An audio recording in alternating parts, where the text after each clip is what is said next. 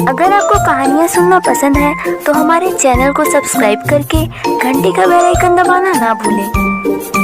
दोस्तों, इस कहानी को सुनने के बाद आप हमारे चैनल में जाकर हमारी पिछली कहानियों को भी एक बार ज़रूर सुनें, क्योंकि हम आपके लिए एक से बढ़कर एक कहानियाँ लाते रहेंगे, तो आप हमारी कोई भी कहानी मिस ना करें। मेरा नाम वैशाली है। मैं हमेशा अपनी माँ से पूछा करती थी, माँ गर्मियों की छुट्टी में मेरे सभी दोस्त छुट्टियाँ मनाने अपनी नानी के यहाँ जाते हैं, तो सिर्फ हम नानी के घर क्यों नहीं जा सकते? मुझे भी अपनी नानी को देखना है। लेकिन हर बार की तरह मेरी माँ का सिर्फ एक ही जवाब होता था, अभी नहीं बेटा, लेकिन हम एक दिन ज़रूर तेरी नानी के यहाँ जाएंगे। लेकिन वो एक दिन आज तक नहीं आया।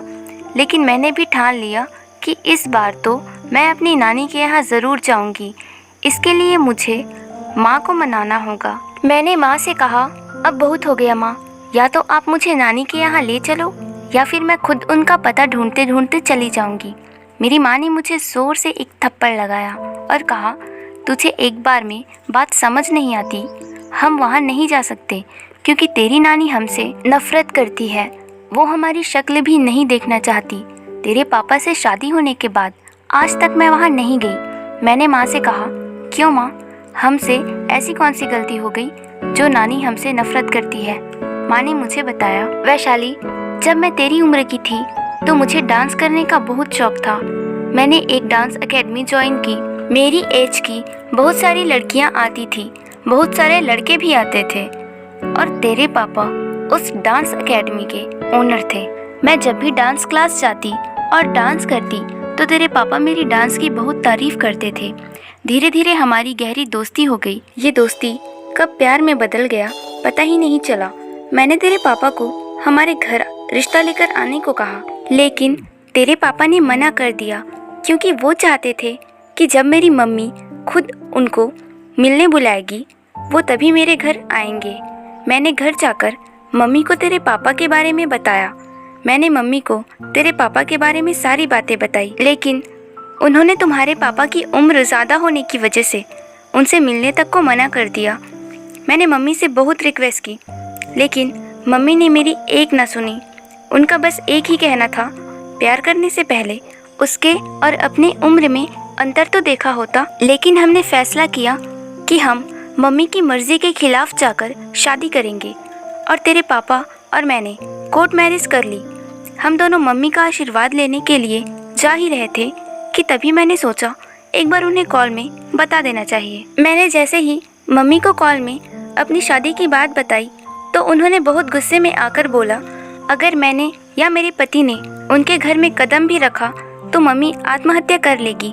इसलिए मम्मी से मिलने की हमारी हिम्मत ही नहीं हुई। मैंने पूछा, तो नानी के घर में नानी अकेली रहती हैं या नाना जी भी रहते हैं? माँ ने कहा, जैसे तू अपनी नानी के बारे में पूछती है वैसे ही मैं भी तेरे नाना यानी अपने पापा के बारे में मम्मी से पूछती रहती थी, लेकिन वो हमेशा यही बोलती थी कि पापा ने हमें छोड़ दिया है, इसलिए आज तक मैंने भी अपने पापा को नहीं देखा। हो गया वैशाली, आज के बाद तुम ऐसा सवाल दोबारा नहीं पूछोगी। इतना कहकर मेरी माँ किचन में चली गई। लेकिन मैंने ठान लिया कि अब तो मैं नानी से मिलकर रहूँगी। मैंने मम्मी की अलमारी से नानी की कुछ फ़ोटो निकाली और उनके घर का पता भी। मैंने वो सारी चीज़ें अपने बैग में रख लिया और माँ से झूठ बोला कि मैं तनु के घर कॉलेज प्रोजेक्ट तैयार करने जा रही हूँ। इतना कहकर मैं स्कूटी लेकर नानी के घर का पता ढूंढने चली गई और फाइनली मुझे नानी के घर का पता मिल गया।